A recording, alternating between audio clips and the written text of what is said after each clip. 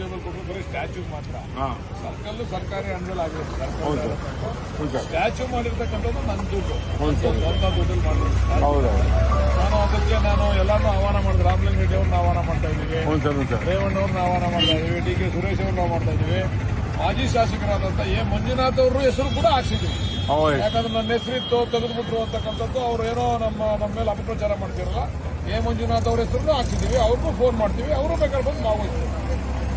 Sir ಅದೇನು sir ಇದು ಕನಸು ನಿಮ್ದು ಇದನ್ನ ಇಷ್ಟು ವಿಭಿನ್ನವಾಗಿ ಮಾಡೋಂಥದ್ದು? ಅಲ್ಲ, ಅಲ್ಲಿ ಗಾಂಧಿ ಸ್ಟ್ಯಾಚ್ಯೂ ತುಂಬಾ ಚೆನ್ನಾಗಿ ಕಾಣ್ತಾ ಇರಲಿಲ್ಲ. ಅದು ತುಂಬಾ ಚಿಕ್ಕದಾಗಿ ದೂರದಿಂದ ಒಂದ್ಸಲ ಸಣ್ಣದಾಗಿ ಕಾಣ್ತಿತ್ತು.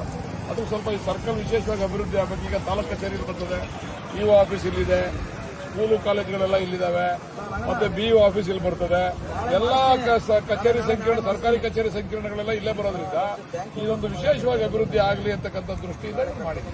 Okay sir. ಲೋಕಾರ್ಪಣೆ 25ನೇ ತಾರೀಕು ಬೆಳಿಗ್ಗೆ ರಾಮಲಿಂಗಾರೆಡ್ಡಿ ಅವರಿಂದ ಲೋಕಾರ್ಪಣೆ. Okay sir. ಆಮೇಲೆ ಮ್ಯಾರಥಾನ್ ಓಟ ಇಲ್ಲಿಂದ ಹೋಗುತ್ತೆ ಸರ್. ಮ್ಯಾರಥಾನ್ ಓಟ ಶುರು ಆಗ್ತಕ್ಕಂಥದ್ದು ಇದರಿಂದ